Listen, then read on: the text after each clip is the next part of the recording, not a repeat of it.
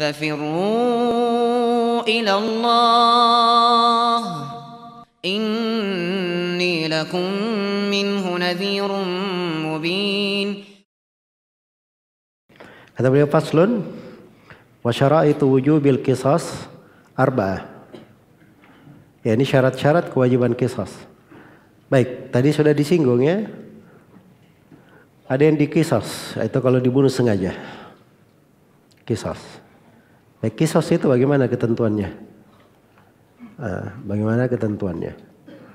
Kata beliau wa syara'itu wujubil qisas arba'ah. Syarat kewajiban qisas itu ada 4. Iya. Ada 4. 1, ayakunal qatilu balighan. Hendaknya si pembunuh seorang yang balik.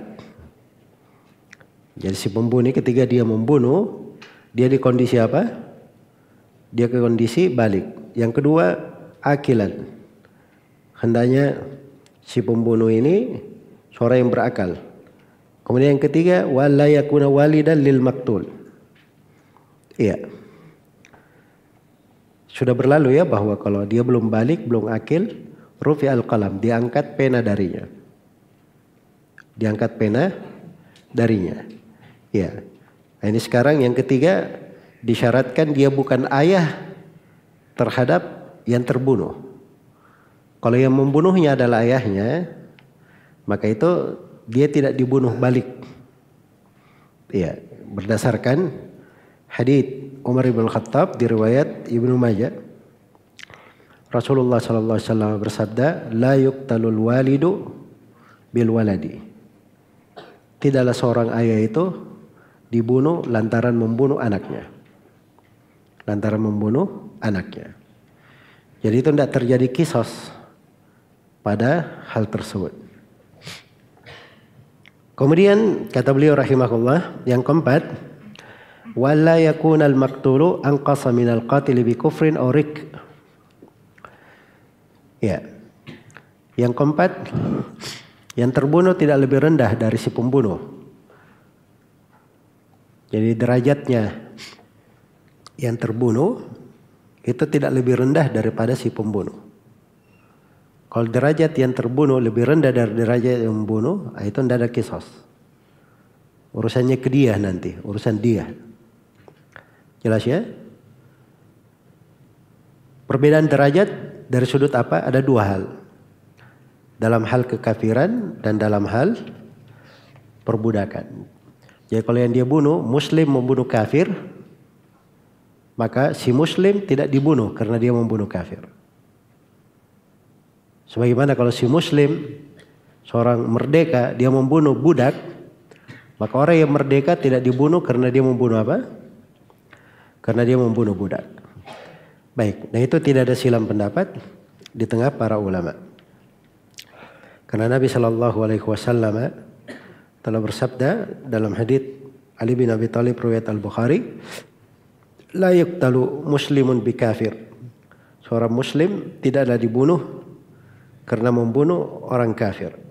Dan juga di dalam hadits Ibnu Abbas riwayat Ad-Darqutni, ya. Dan ini apa namanya?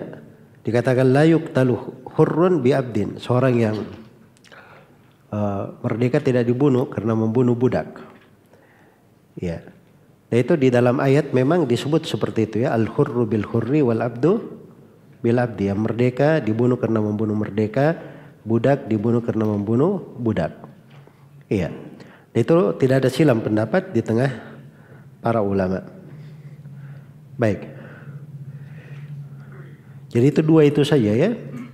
2 itu saja yang berlaku. Adapun kalau berbeda kelaminnya, misalnya laki-laki membunuh perempuan, tetap diqisas. Ya, karena perbedaan dalam dalam kelamin itu tidak ada masalah. Dia tidak menurunkan derajat. Kemudian kata beliau, wa tuqtalul jama'atu bil wahidi. Sekelompok orang dapat dibunuh karena membunuh 1 orang. Dan ini berdasarkan keumuman ayat Wa man qutila madluman faqad ja'alna liwalihi sultana. Siapa yang terbunuh dalam keadaan dizalimi, kami sudah berikan sultan, kekuasaan untuk walinya. Iya. Dan itu berdasarkan kejadian yang terjadi di masa Umar Ibn Khattab radhiyallahu taala anhu. Dan ini disebutkan oleh Imam Malik dari berbagai riwayat. Dan kisah ini adalah kisah yang populer, diterima oleh para ulama. Jadi dikirim kepada Umar bin Khattab radhiyallahu taala anhu surat bahwa ada 7 orang di Son'a membunuh seorang lelaki, 7 orang membunuh 1 orang. Iya. Maka Umar pun perintah supaya 7 orang itu semuanya dibunuh. Dan Umar berkata, "Lau tamala'a alaihi ahlu Son'a qataltuhum." Andai kata seluruh penduduk Son'a bersyirikat di dalam membunuhnya, maka saya akan bunuh mereka.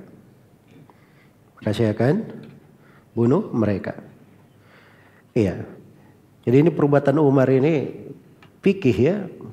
Beliau memahami maqasidus syariah di dalam qisas itu apa. Ya, sebab hak-hak itu kalau ditelantarkan dengan dalih, oh ini terlalu banyak yang melakukannya, maka tidak bisa ditegakkan. Karena itu Umar bin Khattab memberikan fatwa semuanya dibunuh karena hal tersebut. Baik. Kemudian kata beliau, wa kullu syakhsaini jaral qisasu bainahuma fin nafsi yajri bainahuma fil atraf. Iya. 2 orang yang berlaku hukum qisas jiwa antara keduanya, juga berlaku qisas anggota badan antara keduanya. Iya. Jadi maksudnya qisas itu bukan hanya pada jiwa saja. Jadi kalau pada dua-duanya ini tadi sudah terpenuhi syarat qisas, jiwa saja bisa diqisas karena membunuh jiwa. Demikian pula kalau dia menghilangkan dari anggota tubuh orang, nah, itu juga diqisas. Dan ini tidak ada silang pendapat di tengah para ulama berdasarkan firman Allah Subhanahu wa taala, "Wa katabna 'alaihim fiha anna an-nafsa bin-nafsi wal 'aina bil-'aini wal anfa bil-anfi wal udhuna bil-udhuni was sinna bis-sinni wal juruha qisas." Telah kami tuliskan atas mereka bahwa jiwa qisas dengan jiwa, mata dengan mata, hidung dengan hidung, telinga dengan telinga, gigi dengan gigi. Jelas ya? Gigi dengan gigi. Iya. Baik. Karena itu tatkala Ar-Rubayyi dipatahkan giginya oleh seorang gadis dari Ansar, maka Nabi SAW perintah untuk diqisas. Jelas ya? Baik. Sebagaimana pada luka-luka juga, pada luka tertentu nanti akan diterangkan oleh penulis sebagiannya, itu ada qisas wal juruhu, qisas. Pada luka juga ada qisas. Itu luka tertentu kita akan terangkan nanti. Baik, kemudian kata beliau, wa syara'itu wujubil qisas fil atrafi ba'da syara'iti al-madhkurati itsnan. Baik, kalau ada pada anggota tubuh terjadi qisas, itu secara umum syaratnya sama ya dengan syarat yang telah lalu. Ya hanya saja ada 2 syarat tambahan. Apa itu? Al-ishtiraku fil ismil khas. Al-yumna bil yumna wal yusra bil yusra. Ya, itu syarat yang pertama, bersyirikat dalam penamaan khusus. Kanan terhadap kanan, kiri terhadap kiri. Jadi itu namanya kan khusus. Ya, dia melampaui batas terhadap tangan kanan orang, maka dibalas kanannya juga. Kanan dibalas dengan kanan, kiri dibalas dengan kiri. Nah, begitu sama di dalam penamaan khusus. Iya, karena keumuman qisas seperti itu ya. Faman i'tada alaikum fa'tadu alaihi bimithli ma i'tada alaikum. Dengan semisal dikatakan. Wa in aqabatum fa'aqibu bimithli ma uqibtum bih. Jadi selalu disandarkan pada semisal, mumatsalah. Terus syarat yang kedua, wala yakuna bi ahdi tarafaini syalal. Iya. Yang kedua, tidak ada cacat pada salah satu dari 2 anggota badan mereka. baik ini si fulan dipatahkan tangan kanannya oleh si A. Si fulan minta kisos. Ternyata tangan kanan si A ini buntung. Jelas ya? Nah, ini tidak bisa kisos karena tidak sebanding dengan itu. Baik. Jadi harus pada hal yang sebanding. Kemudian kata beliau rahimahullahu taala, wa kullu udwin ukhidha min mafsalin fa fihi al-qisas. Ya. Kemudian diberi dhabit dari anggota tubuh yang bisa dikisas.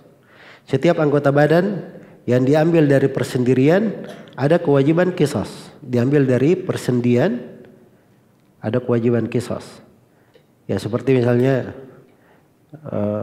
tangan ini ya kan bisa sampai ke pergelangan atau bisa sampai ke siku atau sampai ke mata kaki atau sampai ke lutut atau misalnya tangan sampai ke bahu ya atau misalnya kaki sampai ke paha.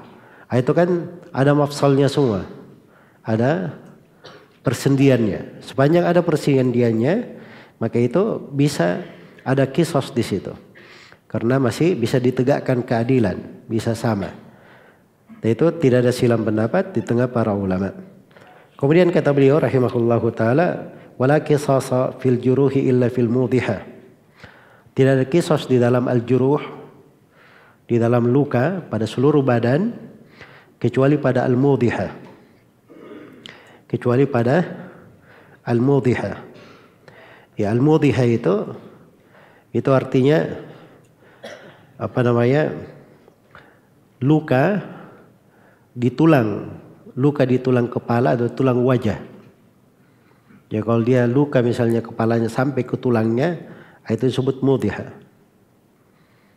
Jelas ya? Kalau dia luka di wajahnya sampai ke tulangnya itu mudhiha. Itu bisa dikisas. Bisa dikisas. Tapi kalau misalnya luka kepalanya, cuman kepalanya tersayat saja, itu tidak ada kisos.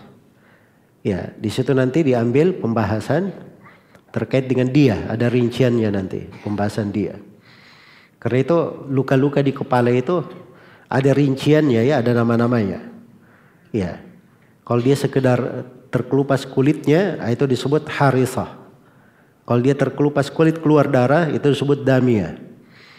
Kalau dia terluka melukai dagingnya, itu disebut badi'ah. Disebut badi'ah.